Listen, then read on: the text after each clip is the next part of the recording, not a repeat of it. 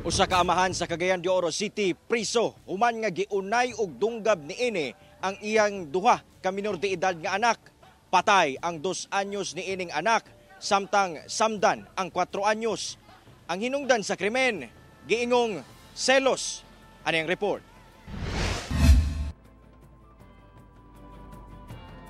Sir, makita na ko na patay na.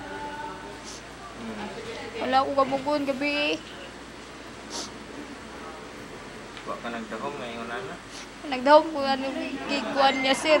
Kung nang gipatay man niya yung tuyo. Wala ko ayaw, patya bata. Tumang emosyon og dili makatuo sa nahitabo ang gibate sa 23 anyos nga inahan sa nahitabo siyang 2 anyos o 4 anyos nga mga anak sa kamot sa ilang kaugalingong amahan.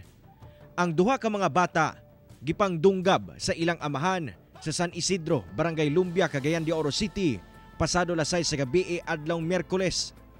Dead on the spot ang 2 anyos samtang naluwas ang 4 anyos human nga adunay samad dinunggaban sa liog ug lawas. Ang 30 anyos nga sospek nadakpan rasab sa otoridad. Nakuha sab sa posisyon niini ang gunting ug kutsilyo nga gigamit sa krimen. Dini mismo sa kung gikahimutangan, duol mismo sa panimalay sa sospek ug mga biktima nahitabo ang mangilngig nga krimen kung asa gihinaykan gayud sa amahan ang duha niya ka mga bata. Gani atol sa pagresponde sa kapulisan, naaktuhan pa nila ang sospek nga gapasakit sa iyang kaugalingon. Gibutyag sa sospek atol sa pagiginabi sa GMA Regional TV 1 Mindanao nga nawala siya sa iyang maayong panimuot niadtong tungura. Mga ibong pasalo sa mga bata nga ako na pasakit ang mga anak. Sa investigasyon sa kapulisan, posibleng selos ang hinungdan sa krimen.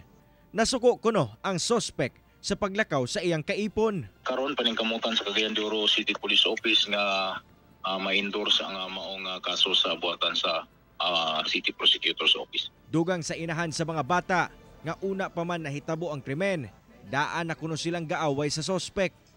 Anaa kuno siya sa Hingoog City ni atong tungura nga nanarbaho isip kasambahay. Gimi may gawayan na, sir. Saan po inungdan? Amot na siya, hanggang nagkuhan na siya sa nag-istorya nila nga na ako'y laki kauban daw. Wala ako'y laki kauban na sa sulod sa balay. Ang alegasyong nag-aaway na kaniadto ang magtiayon, gikumpirma sab sa amahan sa sospek. Mo tay tabo din nga iya kong gikuan sa kuan. Iunong ti gabi. Guko din sa nako, gikod ko niya, iunong ko niya. Mo tuloy ko sa balay, ko nabuang na komo pulis.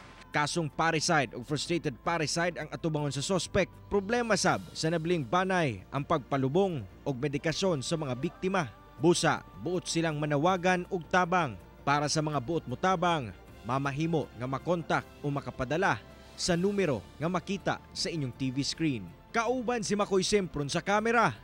Ako, si Cyril Chavez para sa One Mindanao.